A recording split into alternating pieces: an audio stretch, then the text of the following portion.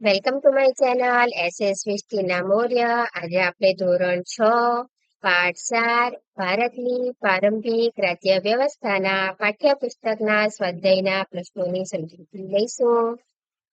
મારું નામ છે ટીનાબેન મૌર્ય. એમાં પહેલો પ્રશ્ન છે, વિકલ્પોમાંથી યોગ્ય વિકલ્પ પસંદ કરી ઉત્તર આપો. પહેલો વિકલ્પ છે મહાજનપદ કેટલા હતા? તો એનો જવાબ છે સી 16. બીજો વિકલ્પ છે મહાજનપદો કયા કાળમાં હતા? તો એનો જવાબ છે સી અનુવૈદિક. ત્રીજો વિકલ્પ છે નીચેના રાજ્યોમાંથી કયું રાજ્ય ગણરાજ્ય કહેવાતું હતું? આનો જવાબ છે બી વૈશાલી. ચોથો વિકલ્પ છે જનપદોમાં કેટલા પ્રકારની રાજ્ય વ્યવસ્થા સ્થાપિત હતી? એનો જવાબ છે બી 2 પ્રકારની. હવે બીજો પ્રશ્ન ટૂંકમાં ઉત્તર આપો.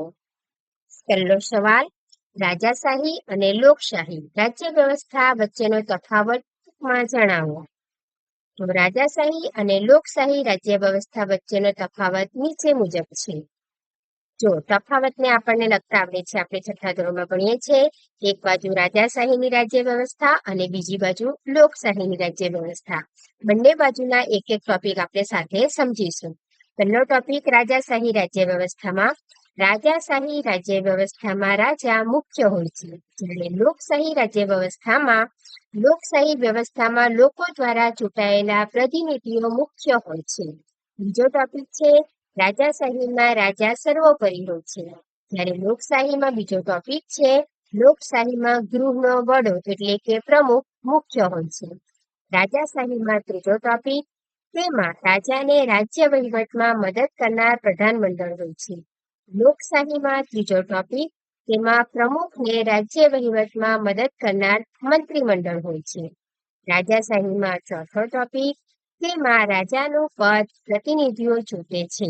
અને લોકશાહીમાં ચોથો ટોપિક, તેમાં પ્રદેશની પ્રજા પોતાના વંશ પરંપરાગત હોય છે. હવે બીજો સવાલ, ગણરાજ્યોની શાસન વ્યવસ્થાની વિશેષતાઓ જણાવો. એનો જવાબ છે, આ સવાલ બે રીતે પણ આવી શકે. ટૂંકનોંધ લખો ગણરાજ્યોની શાસન વ્યવસ્થા. આ બંને સવાલ અલગ ટૂંકનોંધ તરીકે અથવા સવાલ તરીકે આવે તો જવાબ તો એનો એક જ આવે. ગણરાજ્યોની શાસન વ્યવસ્થાની મુખ્ય વિશેષતાઓ નીચે પ્રમાણે હતી. 1.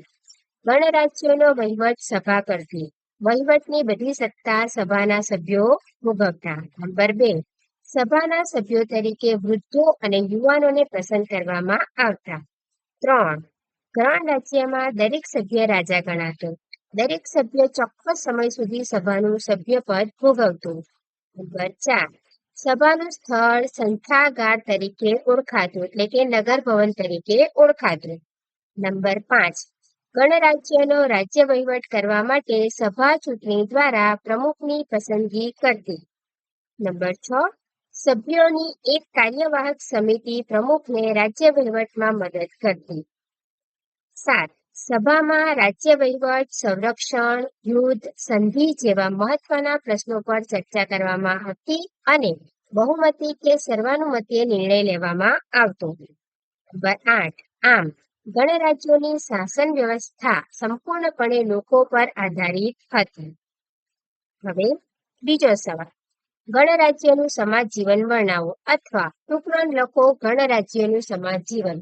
બંને રીતે સવાલ પૂછાય તો એનો જવાબ એક જ આવે કે ગણરાજ્યનું સમાજ જીવન નીચે મુજબનું હતું. 1. ગણરાજ્યના લોકો સામાન્ય રીતે સાદા ઘરોમાં રહેતા હતા. નંબર 2. તેઓ પશુપાલન કરતા હતા. નંબર 3.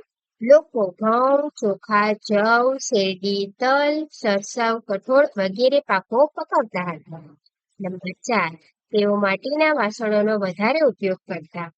નંબર 4. વાસણો પર તેઓ ચિત્રકામ કરતા હતા, જે ચિત્રિત ભૂષણપાત્રો તરીકે ઓળખાતા. નંબર 6. રાજાઓ પોતાના રાજ્યની રાજધાનીની આસપાસ પથ્થરો અને ઈંટોના મજબૂત અને ઊંચા કિલ્લાઓ બાંધતા. તેનાથી લાખો લોકોને આજીવિકા મળતી. 7. ખેડૂતો પોતાની જમીનની ઉપજનો છઠ્ઠો ભાગ કર રૂપે રાજકોષમાં આપતા. નંબર 8. કારીગરો એક મહિનામાં એક દિવસ રાજ્યનું કામ કરતા. 9. પશુપાલકો રાજાને પશુઓ કર રૂપે આપતા. 10. વેપારીઓ રાજાને માલ સામાનના ખરીદ વેચાણ પર કર આપતા. 11. આ સમય દરમિયાન ખેડૂતો જમીન ખેડવા માટે હળમાં લોખંડની કૂસનો ઉપયોગ કરતા હતા. તેથી ઉડાણથી ખેડ થતી, પરિણામે પાક સારી રીતે ઉગતો. હવે ત્રીજો પ્રશ્ન, જોડકા જોડો. હ વિભાગ, બ વિભાગ. મગધ, તો એની રાજધાની કઈ છે? રાજકોટ. ગાંધાર, તેની રાજધાની તક્ષશિલા. વત્સ, તેની રાજધાની કૌશાંબી. અને અવંતી, તેની રાજધાની ઉજ્જૈની.